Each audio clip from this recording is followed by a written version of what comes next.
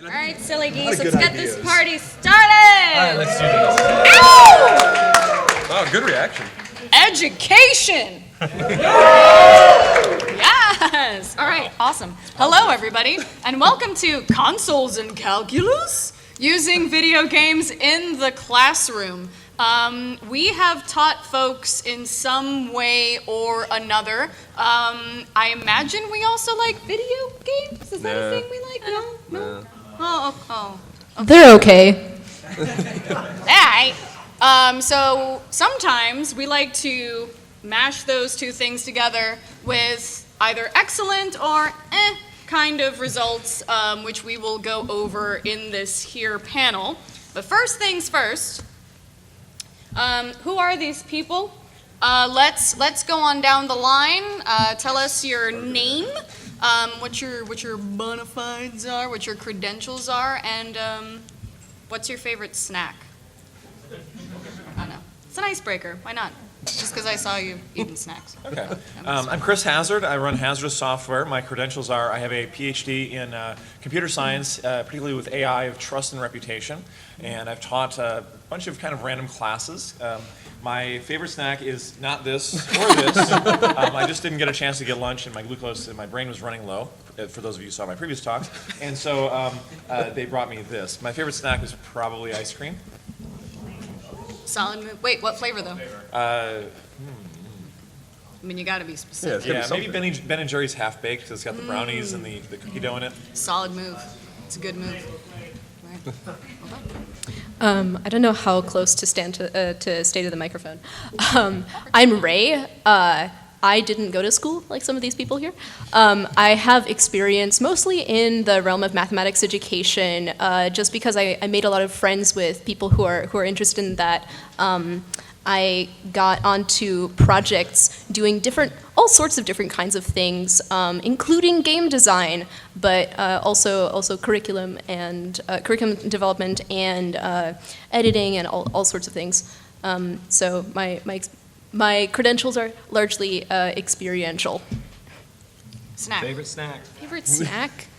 It's funny that this is the hardest question. Yeah, it's the hardest one. Yes, it is. The entire You get extra time, so it better be good. I'm going to start right now. Just don't think about these things. I think we can come back to you. Yeah. You've got four of us, and then we're getting back to this, because Yeah. this is the most important question today, too. It is. All right. It really is. You can learn a lot about somebody by their favorite snack. All right, I'll go next. Hi, I'm Sean Cashman. I'm a professor of communication at a small liberal arts college called Pfeiffer University. I have some students here with me. So You've seated the audience to cheer for you. I've seated the audience. All the extra credit. There we go.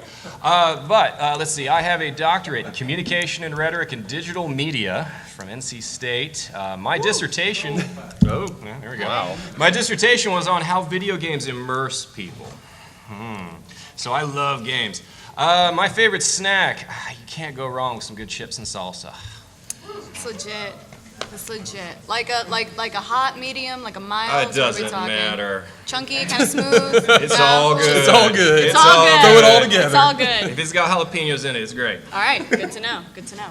Hello, I am Elisa Melendez. I am a PhD candidate. I don't have a doctorate yet, but I'm working on it. I am all but dissertation. Womp womp. ABD. I know, yeah, ABD. In comparative sociology at Florida International University. My work looks at the intersection of gender and performance in rock band and rocksmith. Yeah. So I get to play rocksmith for work, and that is in no way bad. I am also a teacher. I was an adjunct instructor for a hot minute, teaching sociology, and then I was also a high school teacher for a year, teaching AP Human Geography. They wrote me in because my master's degree said Global and Sociocultural Studies, and they said, you can teach human geography, and I said, what now? So that was a sort of fun experience, which we will get to in a second. Favorite snack is hard to choose. However, if you get a Swiss cake roll, right? Wow. Good start.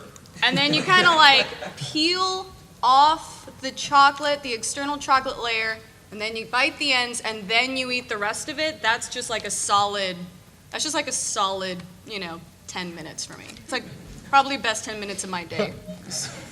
Every day? Just a Swiss cake roll, slowly.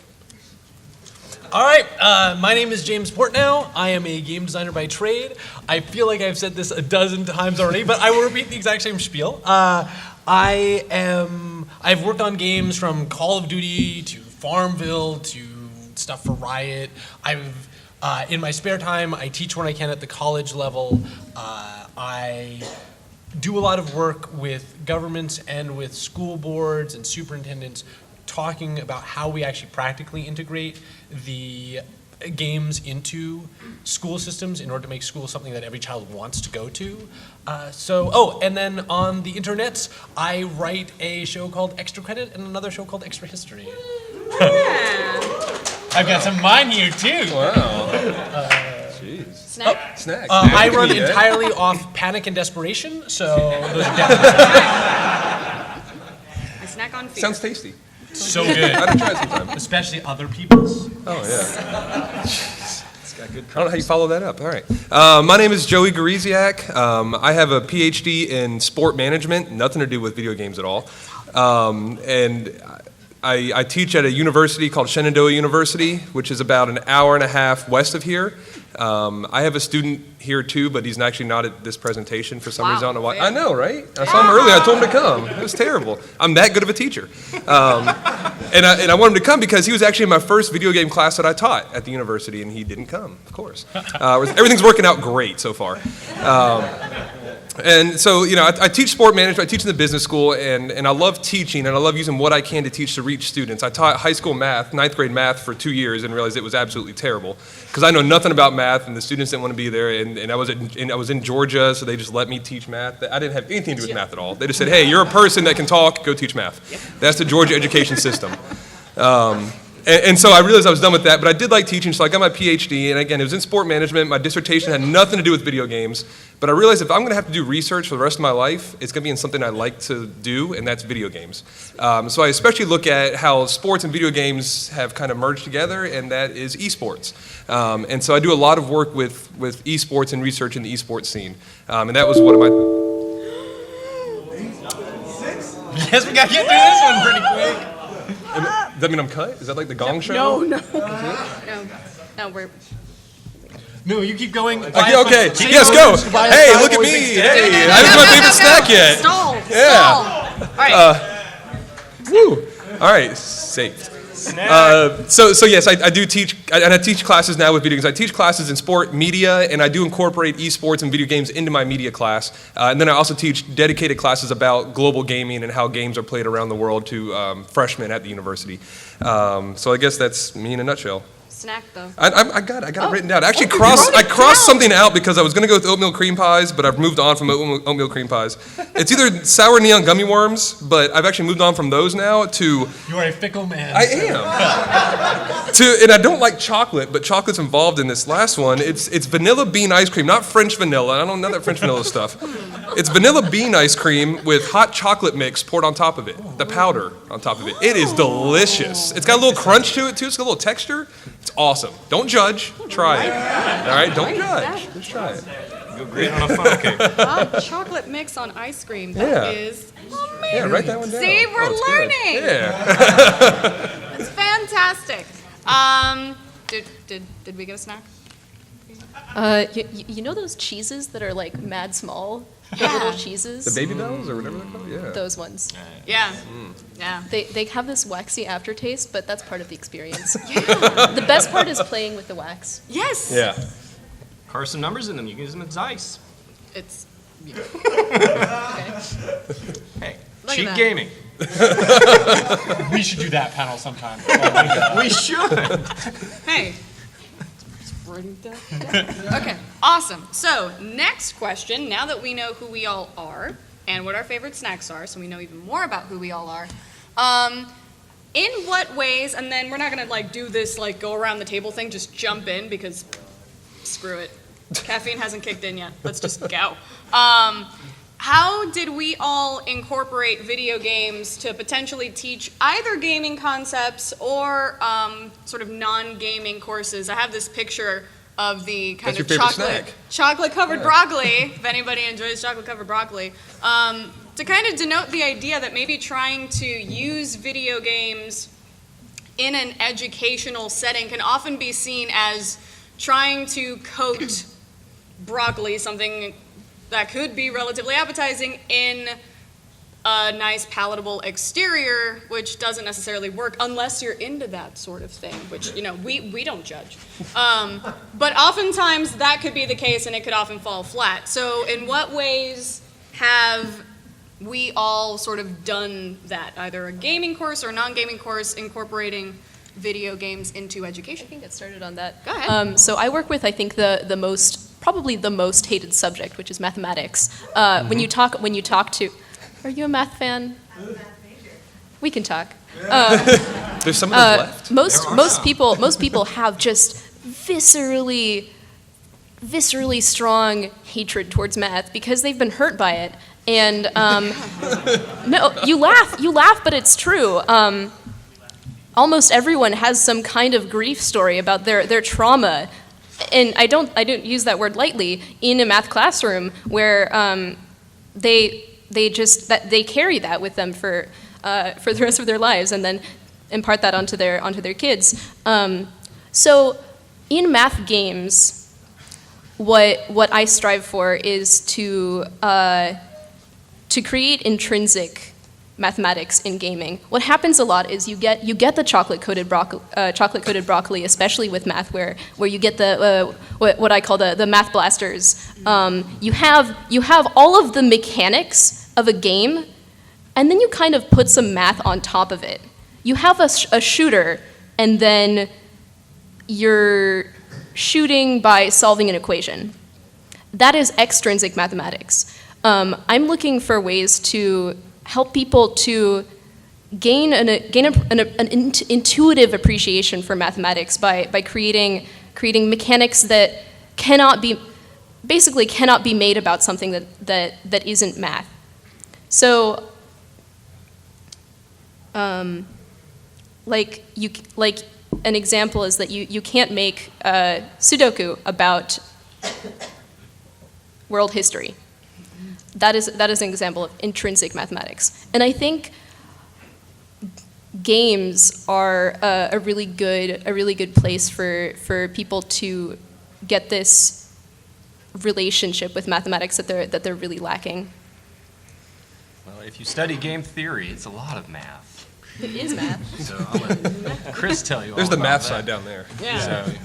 So I've worked in a few different areas. One was I taught, the most pure game I guess to use in a classroom was at Duke Tip. It's a talent identification program for very gifted and talented middle school and some lower level high school, where they bring in a professor or a PhD student and teach a college class in 3 weeks.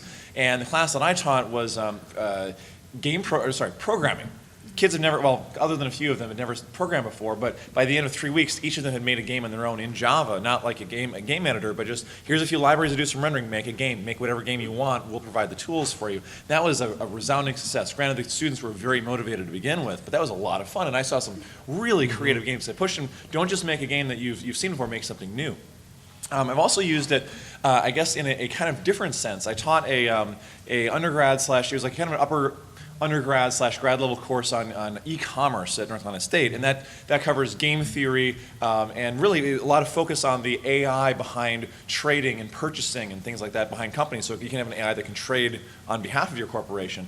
And one of the big projects for the class was to make an AI to play a market-based game, and so they were making a player, and they all played against each other and competed for points. And that was also a lot of fun. That was very successful too, where they were trying to figure out, well, how should something play this game, and how do I optimize and beat everyone else in the class? And we had some different rounds. And then another just sort of anecdote that I've, well, we've also do serious games, so strategy level serious games for organizations, and there we typically do it for operational purposes, but occasionally you have this game that's used to study some strategies. You can use it for knowledge transfer within an organization, so you can play the game out, save the replays, save a lot of annotations, everything that the player did, and then play it back for someone else to learn the job, to learn that, some executive position or to learn some analyst position. The last thing is that I've got a 5-year-old son, and I've been teaching him how to read in addition to everything else, supplementing that with, he's got one rule. There's one game that he can play as much as he likes. If you want to play it 10 hours a day, that's fine. And that is Zelda 3. And the reason is because it's 2D. He's a 5-year-old, so it's not quite 3D yet. It's very puzzle-oriented, and there is a lot of reading in that game. The rule is he has to read all of the text and tell it back to me in his own words what was said. So he'll play the game for 2 hours, spend 3/4 of the time reading, and regurgitating it back to me, and it's worked really well. Although he's kind of stuck on a boss right now. Actually, in the first dungeon. It's actually funny because when I talk internationally, I so often run into people who learn English through playing games, right? And reading, because we have it nicely split up into small blocks of text, right? So I think it's actually a powerful tool for all this stuff, but what you bring up is a really interesting point, because to me this myth of chocolate-covered broccoli is often because we try and use out-of-the-box games to teach. We forget that there's a teacher in the room who can use actually entertaining games to get the students engaged with and discussing the subject. I was teaching a civics course and used Democracy 3, and we would play through the game, but really we'd spend most of the class time, they would all be debating each decision that they would be making, and I would sort of be moderating, right? I used Fate of the World sort of the same way to discuss global warming, and I had the students encounter this amazing moment where very often here in the US, I would have students decide that, stop global warming, well, we've got to convert all the US over to electric cars, which is great, right? But what happens? Well, you have almost zero drop in admissions because you're still using coal-powered power plants to actually charge all those cars that you've just put on the road. And so they have this revelation about how this stuff works by using entertainment games to start digging through and thinking through these problems and thinking around these problems. Another one I have very often seen used is I sat in on the most amazing class using The Walking Dead to teach ethics. And but how they did it, right, is they would go home and read their utilitarianism or whatever else particular ethical philosophy they were digging into.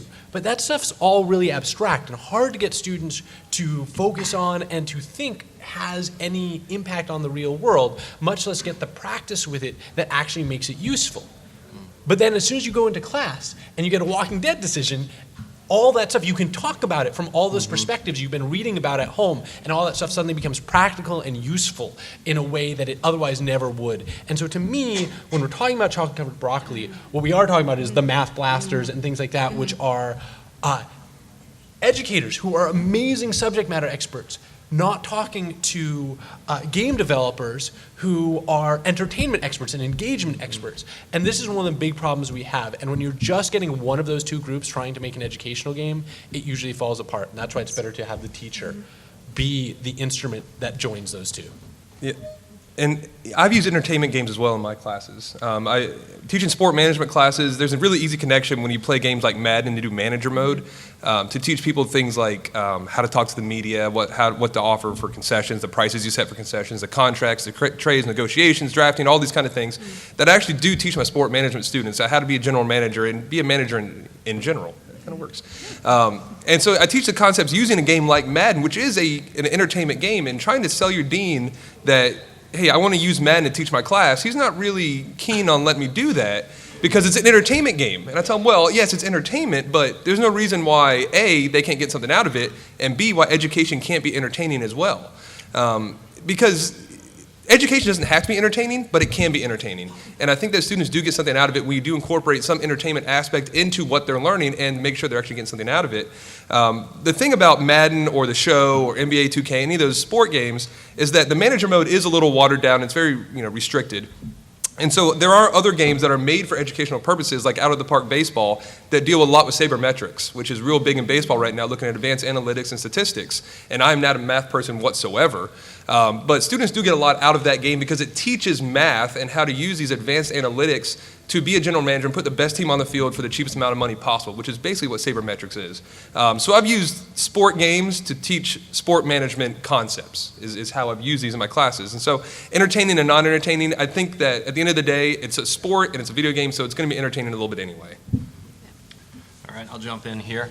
Okay, and I think we all bring up the same point, is that there's sometimes this notion of a disconnect that learning and fun can't go together, because learning is supposed to be work.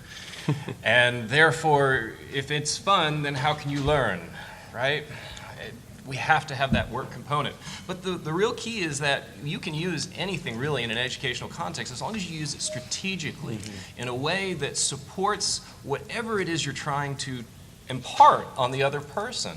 And so as a communications scholar, I can say that I use games a lot. I'll use games a lot in the classroom as examples of things. So you can use games for analysis, much like you can any media. I mean, if you want to look at books or films, you can look at games too in terms of gender representation. Take a game like Robot Unicorn Attack and ask, is it for boys or girls? And why do we think it's for boys or girls?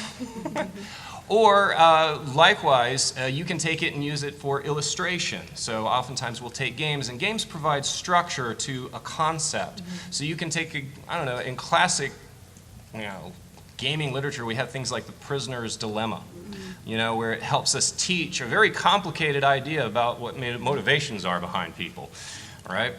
And I can tell you that for me personally, in the classroom, I teach a number of communication concepts. Right now I'm teaching a class in game studies.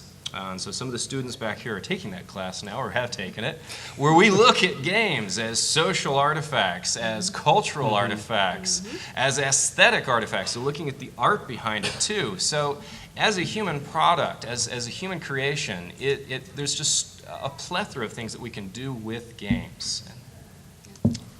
I sort of use games twofold. So first I'll talk about the way that I kind of have used games to teach concepts in both sociology and AP Human Geography. One of my favorite lectures is teaching on Pierre Bourdieu's Taste. It's a book like this big, and I had to read it in a week for grad school, and so I passed the savings on to my students. But I take them through this thought exercise because I am a firm believer in the power of popular culture in academia. And the idea that popular culture does eventually become high culture, and these sort of distinctions between pop culture and high culture. So I give them these sort of little thought exercises of, I'm going to give you the plot of something, and then you have to tell me what it is.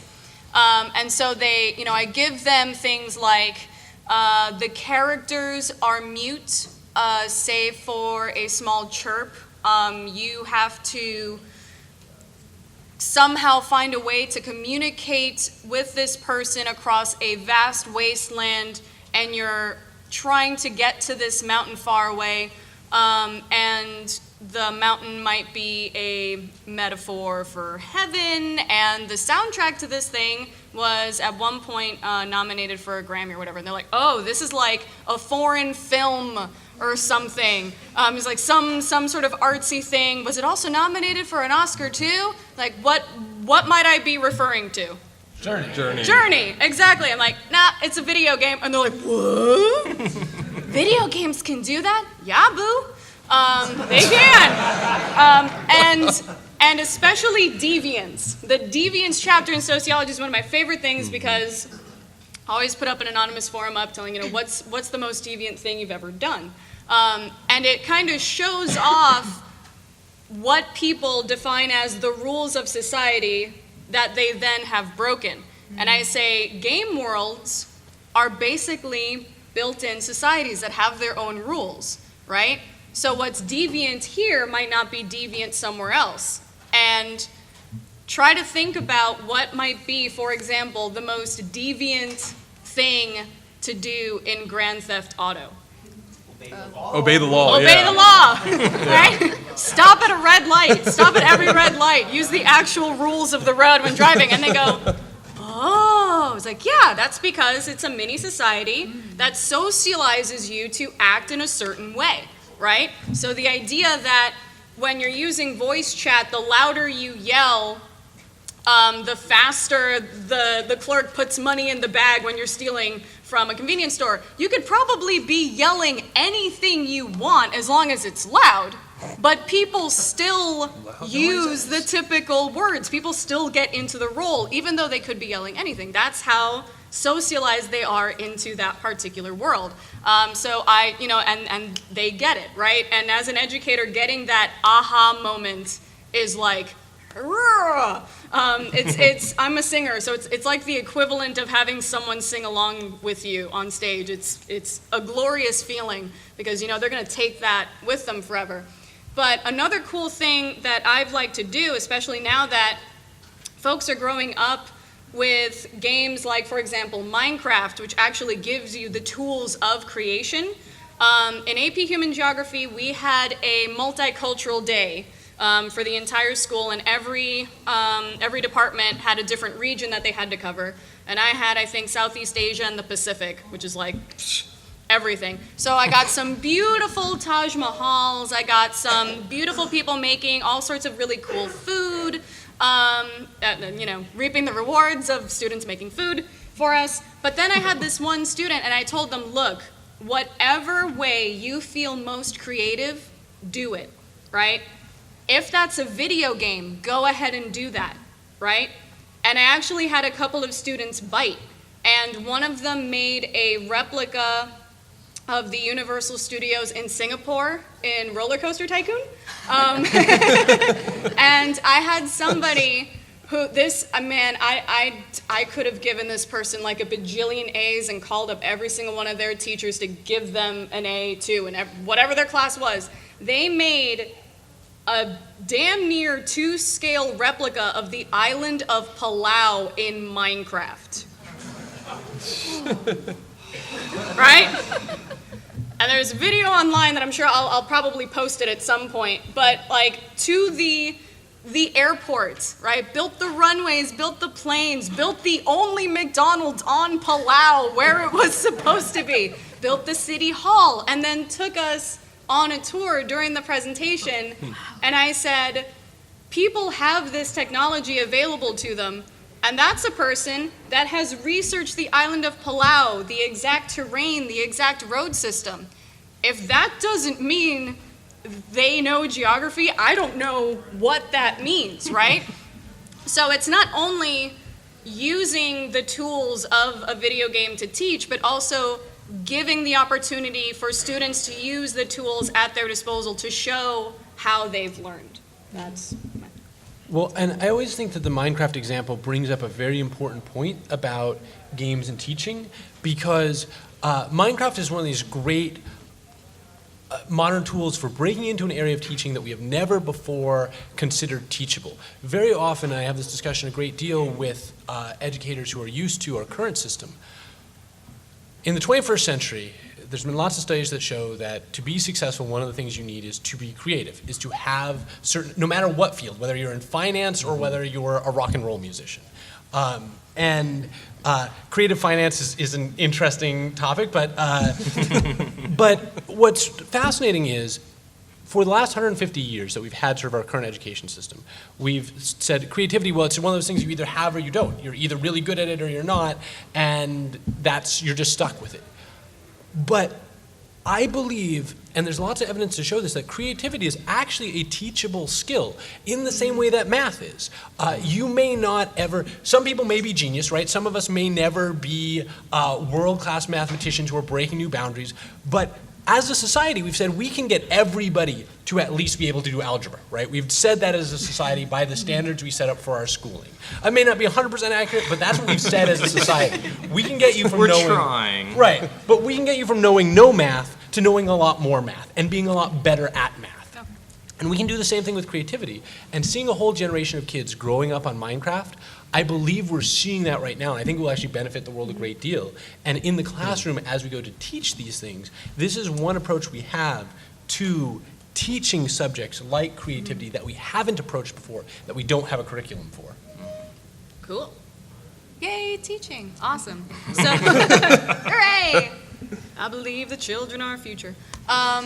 So, in incorporating all of this stuff, have you ever experienced any resistance from either administrators that would say, a video game in the classroom? No. Or maybe even from the students, like if you've had something like fall flat at all. So I think that obviously I've had to wrestle with administrators and school boards a great deal, but that's actually the least of my concerns because I believe that that's an issue that is becoming less and less an issue, right?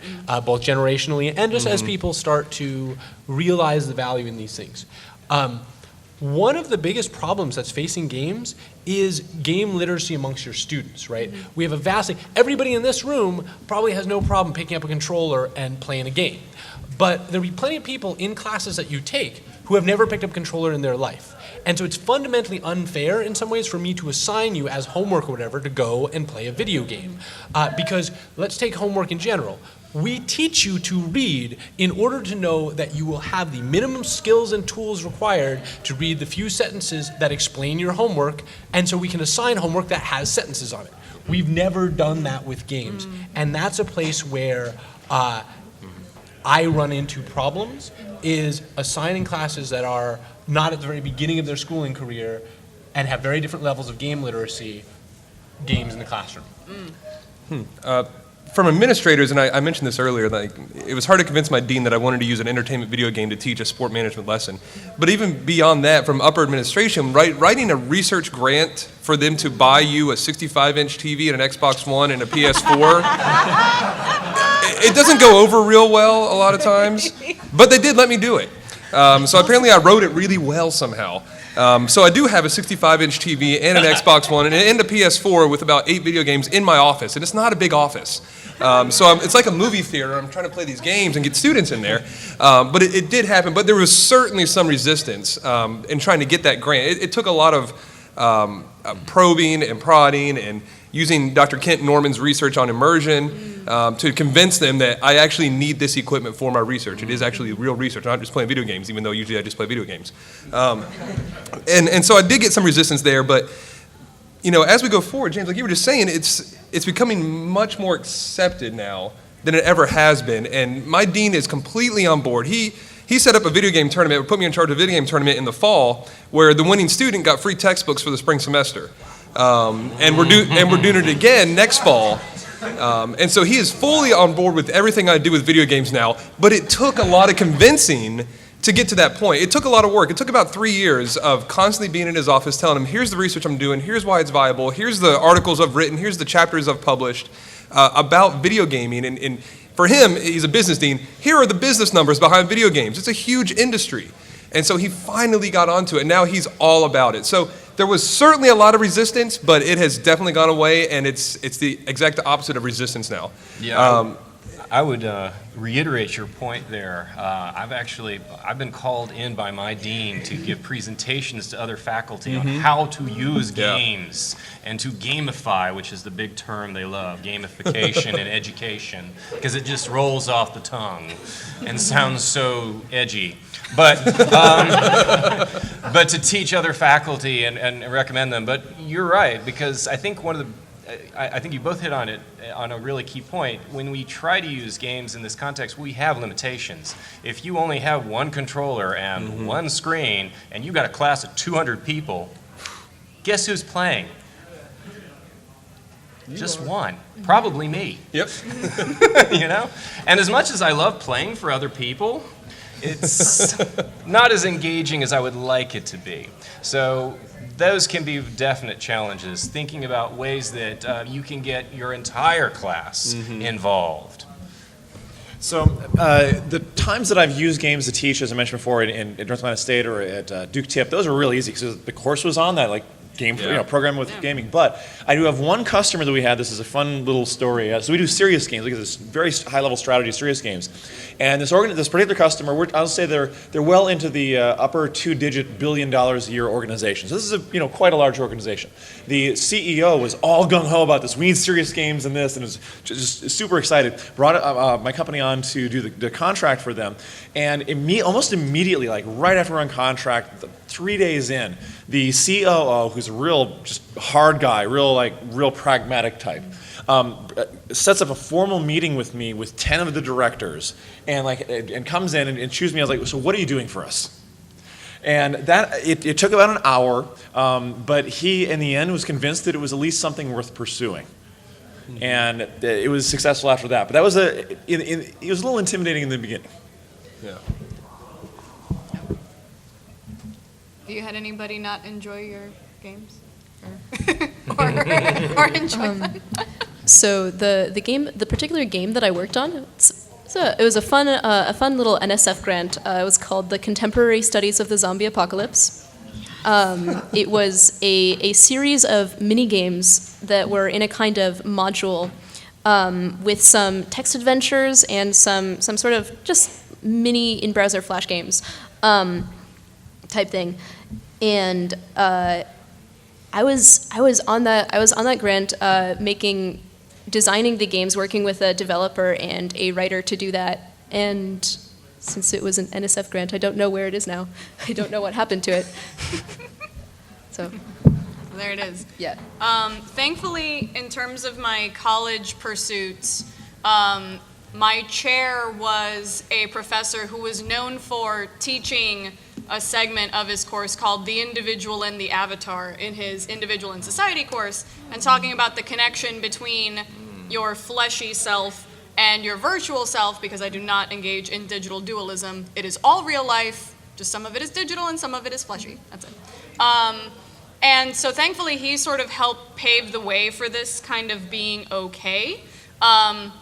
Every once in a while I will get some student feedback that's sort of like, is she even allowed to be here and teach stuff? Because she's teaching she's talking about Tarantino movies and video games and rock music and you work here? Yes, I work here. Yes, I do get paid. And then every once in a while, you have to realize, what the audience is that you're playing to, and especially in a college setting and the kinds of classes that I was teaching, it's everybody can take it.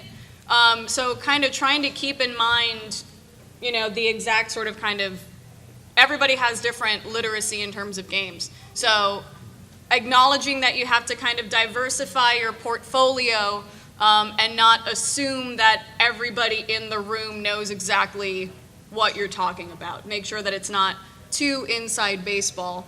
Thankfully, in the high school level, the schools nowadays, I think, are a lot more into the idea of we're a hip school with technology kind of vibe, and they want to sort of be that as much as possible. So if you come to them and go, hey, don't say you're using video games, just say, I am using 21st century technology in order to teach concepts and be able to make sure that I am reaching a variety of learning styles. And then if you put it that way, then they're like, yes, we want to be an A+ super awesome tech school. And I'm like, Minecraft. Just sneak it in. Well, I mean, I'm the kind of teacher that will do anything and everything to make sure that everybody learns. So if you want me to write a song about the different urban space models and then do it to the tune of Taylor Swift's Blank Space, not saying that I did that, but, basically it's just sort of knowing your audience, and sometimes it'll fall flat, but if you care, it's all about making sure that everybody can be hit in certain ways, and if you can hit someone with a video game and they don't necessarily get it by just reading the chapter, then I will do that every single time. But yeah, cool. Now what about the metagame? There's the name. The metagame. So we talked about actually teaching concepts. Teaching concepts, that should be worth like 10,000 gamer score, Yes. actually. So we talk about teaching concepts, right? But then you kind of had a little nod to like gamifying education. So the idea of turning the course itself into a game. Talk about that. I have a small anecdote, and I think August Dwight, are you here? He's one of my employees who's a former student of mine. No, you guess he's probably on a call. But I had this is just for one quiz. This is a game theory course, as I mentioned before. And the quiz was, all the quizzes in the class, they were randomized. It would occur, there's going to be 3 of them per semester, and I forget, there's some details around there, 4 of them or 5 of them, you could miss one. I had a whole system worked out, and I'd optimize it using game theory, as long as they didn't know the strategy that I was employing to begin with. And so the last quiz of the semester was to analyze my strategy to determine whether it was a Nash equilibrium for me to use that strategy for giving them their quizzes. And it was only kind of a one-off shot, because the next semester, if the students came in with that knowledge, it wouldn't have worked, Right. but Yeah. it worked very well. What was the strategy? What was the strategy? Well, my strategy actually was optimal had they not known my strategy. And it optimized for the amount of time that they would spend studying and learning the material. So, when we talk about gamifying school, it generally brings up this idea of adding game-like mechanics as a layer over schooling. And this actually concerns me a great deal, because most of the game-like mechanics we pull are things like point systems or XP bars. And these things all basically come from the research of B.F. Skinner, the guy who put pigeons in boxes and had them press buttons, which is the same fundamental research. He's also all the backing research for the slot machine industry. And really, there's a number of problems with this. Besides just saying that should elucidate most of them. But when we try and educate, we're not trying to compel children or addict children to education. We're trying to get them to want to be educated, to enjoy the things, to come away with a lifelong love of learning. There's lots of research that's been done about sort of Skinner boxing things. And I did some work with Zynga, and they have enormous volumes of practical research and metrics on this stuff. But they once did a study asking people after they played Farmville to tell them about their experience, right? And they asked people, so can you tell me about the last time you played Farmville? And people would be really vague. They couldn't remember almost any of the details of what they had done. They'd be like, I planted some stuff, I harvested some stuff. And then they'd ask them, so did you enjoy it? And then people would look at them and go, you know, not really. That does sum it up. So honestly, we can compel. I can write a game system that will get children doing 100 math problems a night. I cannot write a game system that will get, or I cannot use the same game system to guarantee that children will get anything from those 100 math problems that they're doing sort of autonomically. And so one of the things we have to avoid when gamifying education, because I like your system a lot, one of the things we have to avoid is simply taking the most surface aspects of video games and trying to layer them onto other things, because, I mean, that's what we do with your frequent flyer miles, that's what we do with your Weight Watchers points, right? That is not what we can do with education. And if any of you guys are looking, sort of in the vein of what you were doing, there's a great game called Reality Ends Here that USC made to get students communicating across disciplines, more involved both in their classes and in sort of campus life, talking to their advisors, all this sort of thing. So if you're looking at a game that feels more like a real game and that gets students thinking about their education on a broader level, you should check out the USC game Reality Ends Here. Well, with that warning in mind, but I think it's a valid warning. It really is, because one of the reasons why gamification is so big is because we're looking for motivation. We're trying to make the broccoli seem tastier, right? Because so many people come at it seeing broccoli, right? So, but gamification, if done with not just trying to graft, educational content onto a game structure can be a very effective learning tool in the sense that we do actually, through the things that we do learn from them. So even though we may not really think Farmville's that fun, I'll bet they dumped hours into that game. And even if what we remember is not exactly what the person intended, that everybody in the 1800s died of dysentery, we can use these structures in I think some very creative ways, but we do have to do it very thoughtfully. For instance, and we don't have to I think completely gamify a course in terms of turning the entire class into a game, but we could take elements of game structures to reinforce the kinds of things that we're already doing. For instance, one of the big things I have trouble with is getting students to read my syllabi. This is a big struggle. So a lot of professors will like to give quizzes afterwards, and that works. I thought, well, why not just do a crossword puzzle? The answers are in the syllabus. Nice. Interesting. Actually worked pretty well. Yeah. So it's funny because all my students always knew that my classes were solvable, that there were far more different ways to get points than potential points you needed to get an A. And so the goal was actually to figure out what the optimal path to doing so was. So they would read the syllabus because it was essentially the rule sheet for the course and for winning the course. Nice.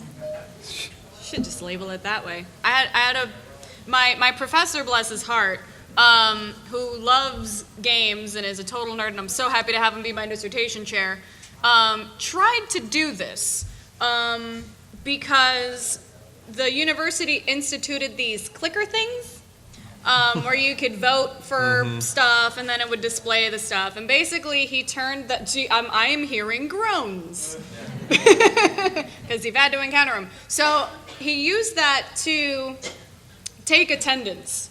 And that basically ended up with one person borrowing 5 absent people's clickers and then just doing it, and we were none the wiser. What we sort of ended up kind of doing in tandem, which worked a little bit better, was basically kind of turning that into a system where you sort of earn points with your clicks. And not so much because, okay, here's your clicker question and then you can leave, but eventually what would end up happening is if we had buy-in for the entire class and people were clicking, eventually the experience bar would fill up and then the whole class got a perk. It was like, hey, maybe under my breath I will mutter the answer to question 13 is C, BT dubs. And you got to earn sort of like little perks like that, or like, hey, so about Thursday, yeah, no, don't come, you're cool. Yay! Which worked to sort of limited success, and then eventually that kind of died down. But if another sort of thing that ends up happening when teachers try to do this is because they're kind of thrust, like they have this technology that's like, hey, we got this thing that we're supposed to use, now figure out a way to use it. Which is probably not the best way to try and shoehorn stuff into a class. No. I don't. For me, gamifying a course is really difficult because modifying a course and teaching a course is kind of an evolutionary process. It takes time to realize what components work and what doesn't work. And gamifying the entire course, I don't think would work, especially from the get-go. If you try everything to be gamified the entire course, I don't think that's going to work. I think components of it is the way to start it, but you don't want to take away from the educational value that other things could do. I think gamifying some things is great, but I don't think gamifying the entire course would work unless you've been doing that same course for 20 years or more, because it takes so much time and effort to put in things that relate to the educational missions and the learning outcomes and objectives that you want to get, that sometimes gamifying just doesn't work. Sometimes traditional ways of teaching is the best way to do it. Just lectures and notes and research and journals, all the really fun, boring stuff that actually is useful to the students. It's just presented in a way that gets to them. And sometimes gamifying is that way, and sometimes it's not. It's about finding what works and what doesn't. So it just takes time to do that. Well, and can I just add that I think you have a really good point, and sometimes it doesn't have to be this broad gamification that we talk about, right? When we were doing extra history actually started as an experiment to take a lot of things I learned through making games about engagement and apply them to teaching history. And it can be really simple stuff like having the correct interest curve on how you teach your lessons, right? Just rearranging things. When we talk about flow, when we talk about sort of getting into that, being in the zone, right? If you've ever experienced that in music or in sports, you can have that in education. But there are ways to get a person there, and in games we do it all the time by modulating or adjusting the difficulty more towards a path that increases with your skill level as you play.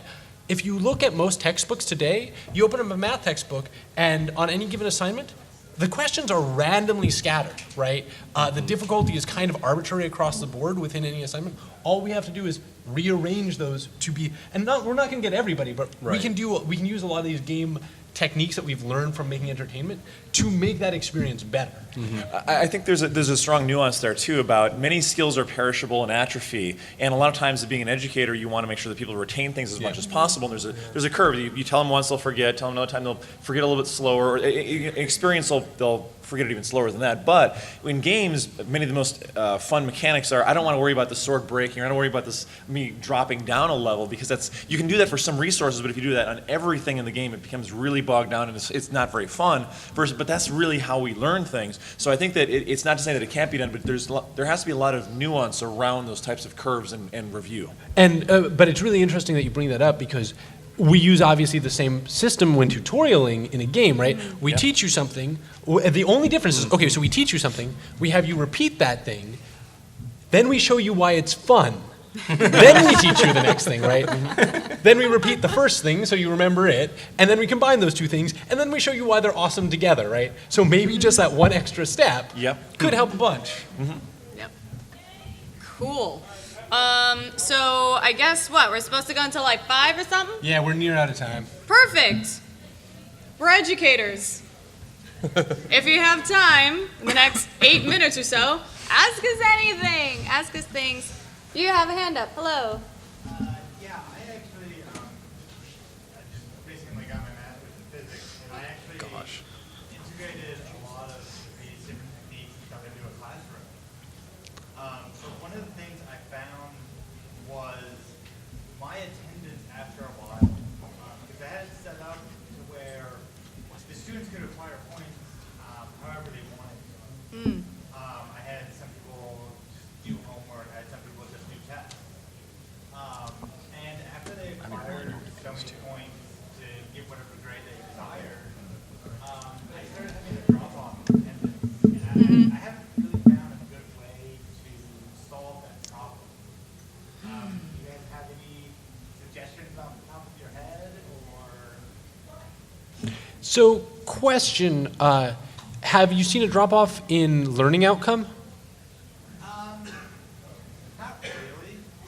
Because attendance is sort of an arbitrary measure, right? We assume that it's important because, and I would like to think as a teacher that it's important, but if what you're saying to people is through my game-like systems, I've actually created a syllabi where you can learn whatever way is best for you, and people are demonstrating that they're learning better by, instead of coming to the class, doing 4 times as much homework or doing tests all the time, I think that's okay, actually. And to build on James's point, it depends on the students too. Are you losing the students who are most at risk, or are you losing the best students who are testing out? If you present your entire game mechanics of your course, and you have somebody doing a Super Metroid speed run through your course, they probably don't need to be there, and that's probably fine. Yeah, to build on those as well, attendance in my courses is not mandatory whatsoever. I tell the students, you're old enough to make your decisions if you're coming to class or not. You're paying a lot of money to be at this university. Thanks for the paycheck. So if you want to be here, that's something you learn to do. That's a learning experience in and of itself, is coming to class or not coming to class. You make that decision. So the choice is yours when you come to class or not. I'm teaching like you're here or not. If you miss something, that's on you. So, to me, again, attendance is pretty arbitrary. As long as they're still getting the learning outcomes, that's the end game here, is make sure they're learning what you want to make sure they're getting at the end of the course. Cool. You pick somebody else. It's too much pressure for one person. Nobody is taking this off. Of course. You up front. Yeah, there you go. I'm surprised you guys haven't mentioned just reevaluating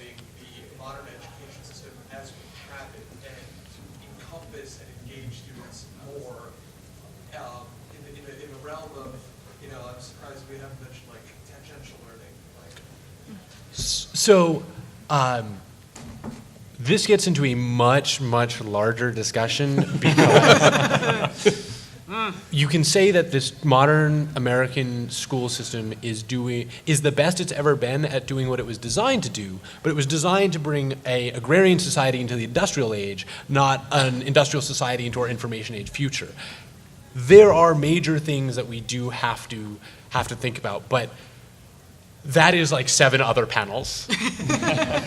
The in preposition in the title of this panel is very appropriate. It's like you back there? Yeah, you. Just looking around. Yes. Yeah. I do want to say that I am an honor student, currently an honor student at my college in Georgia, and I can say that the things you learn from the classroom, like it only matters if you let it apply to your life. And Right. As someone who also participates in video game tournaments, especially Street Fighter 5, you just gotta let the stuff apply to you and let that application follow into the way you play these video games. I think that's the mistake people are doing. On that note, as educators, are you all familiar with the old Chinese text, the honor board? Or how about another text by David Sermon, Play to Win? David Sermon? Yes. Heard of it. Yeah, he's he actually puts the art of war and puts his like mentality. He takes the art of war and applies it to video games. But like, if you guys take a look at it today, like you can tell this stuff is outdated because he covers StarCraft and Magic the Gathering and like the Street Fighter games before. So and it doesn't cover movies, so it might not be that much relevance today. But I was just wondering if you guys knew about. Well, and I actually think it's really interesting because David and I always disagree because I think it's really valuable what he's doing, but it's like a lot of business execs trying to apply the art of war to business every day. I don't know, with Playing to Win, I don't know if the best thing for games is to be playing to win, right? Even in competitive games. Like I do think there's value to a high level of sort of sportsmanship and some of the other externalities which may make you less competitive. But I think that it's really interesting that when you take those texts side by side it with this other text and can start thinking about it in the context of your life, you get a lot more out of it. And that's one of the things that video games can bring, right? That engagement to any of the other things we're learning, which I think is. I think education will just show that it's possible. Now, one thing that struck out to me in particular is I didn't know about this until I read this text is yomi, the Japanese word for knowing the mind of the opponent. It's once I actually started reading language, it actually helped me play a lot better. I was always making microtransactions in my head on lots of decks, and I think in addition to like war colleges that according to that, like them teaching the art of war at those colleges already, I do think that the text, the art of war, should also be taught as a curriculum in general, not at least brought up in history classes. Because And that's it's a really good book because the main concept that you'll get out of it is just know how to use your mind. And that's one of the real benefits of games is that you can get a lot of different things out of them, and people play for a lot of different reasons. And so I agree with Richard Bartle. People come to it with different motivations and different needs. And if motivation is something we want to encourage, then we need to look at those needs, those desires, those drives that get people. That kind of thing with gaming is overshadowed by, I'm not saying playing for fun is a bad thing. I mean, it only is if you don't allow it to, if you don't allow yourself to get something out of it. I found it very pertinent that you brought up immediately applying things once you learn them. And I think, not immediately? Well, applying things shortly after you learn them. Because I think that is one of the strongest roles that games can play in education is being able to experience firsthand things that maybe we're not qualified to experience yet because they're dangerous jobs, or maybe experiencing firsthand concepts that are usually abstract, like mathematics. I think that games can potentially give us this immediate practice, this immediate application that would help us to learn things better. I think we have time for maybe one more. We hung out on this side of the room. Let's go to this side of the room. Go. Red t-shirt person. What t-shirt person? Red- Narrow red- it down. red Red t-shirt. Red t-shirt person. Got it. So I have a question, because I might have had a super great learning experience in high school and didn't know it. Our statistics teacher used to have us play Myst every morning. Oh, wow. And we would even have Myst in ribbon parties after school. And I thought it was just because he really liked the game. But the more I've listened to this kid, I realized maybe he had some other motive. Ulterior motives. So I was wondering what you think that possibly, not even just math students, but people about to transition from high school to college would maybe get out of that game and working on it together. Like, we take turns controlling it, but it was the whole class was deciding, like, where are we gonna go next? What we just found mean? Any of you played Myst? Yes. Well, I think I remember beating my head against the wall regarding Myst at an early age. So, but Myst actually actively teaches a lot of very practical skills, right? Like, it's a logical thinking game and a lateral thinking game. It is a game that, especially if you're working on in groups, is a collaborative problem-solving game. It is a game that will force you to apply some of the thinking that you may have in a rigid setting, like a math class, where you're thinking about this as abstract problems, to a real-world example, and so you understand why this is relevant. So there's actually a lot of reasons. I mean, there's a lot you can get from actually a lot of games once we start thinking about it, but it would be my guess that your teacher had some other motivations. Yeah. And that actually brings up a really good educational technique called debriefing. This is something that's really essential. When you use something in a classroom, afterwards explain why you used it, so it's clear.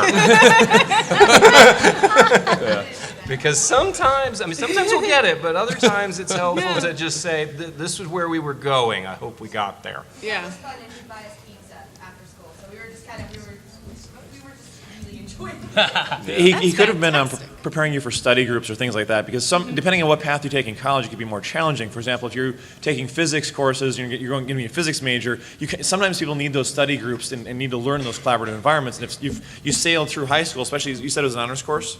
Or not even? It was a tiny art school that had all honors. Okay, so as an honors course, they're thinking, well, maybe a lot of these students really were never challenged that much. They didn't really know how to study.